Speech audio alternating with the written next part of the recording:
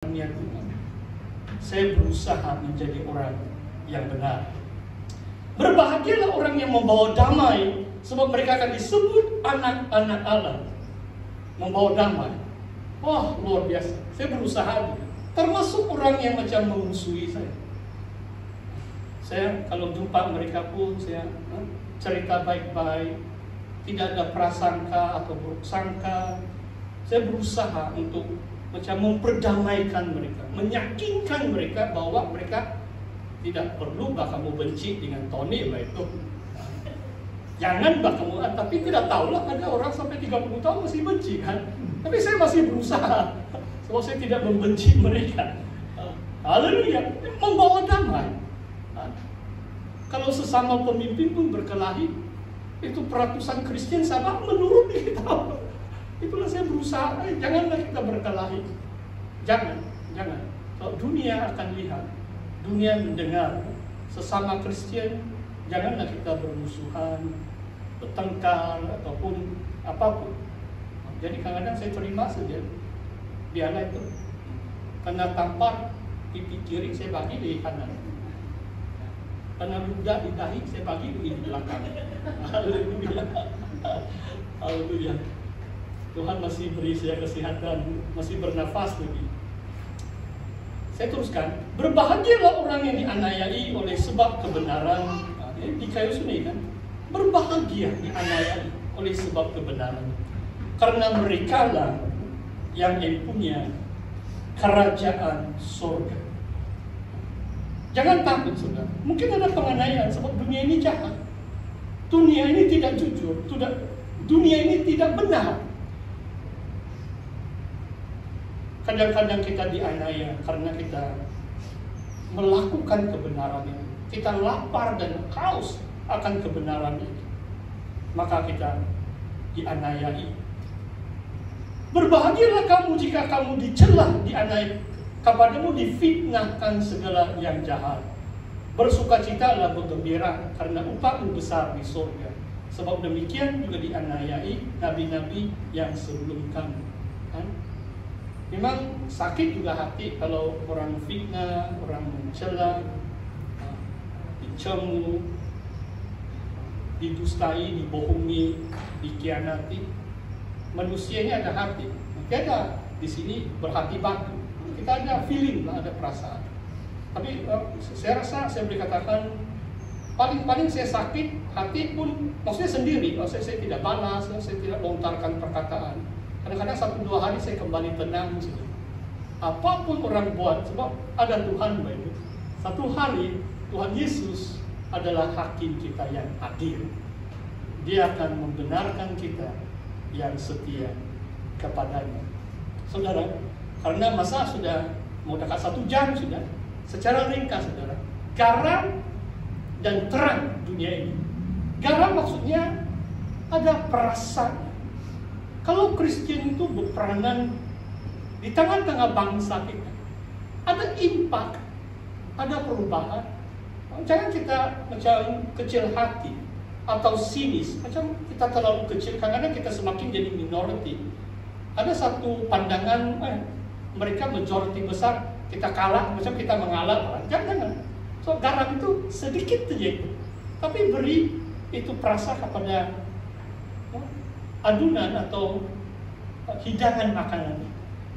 Sama juga, walaupun kita kecil, kekuatan kita tidak seberapa. Kalau kita ada perwatakan dan karakter seperti 9 ucapan bahagia, kita boleh jadi garam dunia ini. Kita boleh jadi garam dunia. Saya tahu, di mana-mana saya beri impact. Saya boleh bersaksi kan. Sebab saya orang kedua membayar balik hutang Yayasan Sabah. Orang kedua. Mungkin 1000 warga Sabah diberi beasiswa pinjaman dari 70-an sampai sekarang. Saya bayar kembali tahun 92. Dan ada impact. Ada kawan peguam saya beberapa kali sudah diberitahu saya, Tony, sebab kamu bayar lunas tuh, saya pun ikut kamu. Saya pun, sebab orang bilang apa guna mau bayar? Banyak alasan manusia. Biarlah itu pegawai kerajaan pun korupsi, macam-macam alasan. Tapi sebab saya bayar, Tapi satu pribadi saya pengaruhi, dia pun sudah lunas bayarannya kepada Yayasan Sabar. Kita adalah garam dunia, terang dunia ini. Nah, ayat 16 ini terakhir. Demikianlah hendaknya terangmu bercahaya di depan orang, supaya mereka melihat perbuatanmu yang baik dan memuliakan Bapakmu yang di surga. Karena kadang kita harus perhatikan ayat ini. Hendaknya terangmu bercahaya di depan orang, supaya mereka melihat perbuatanmu. Kalau kita punya perbuatan baik hanya di keliling 4 dinding gereja, orang bangsa-bangsa tidak melihat itu.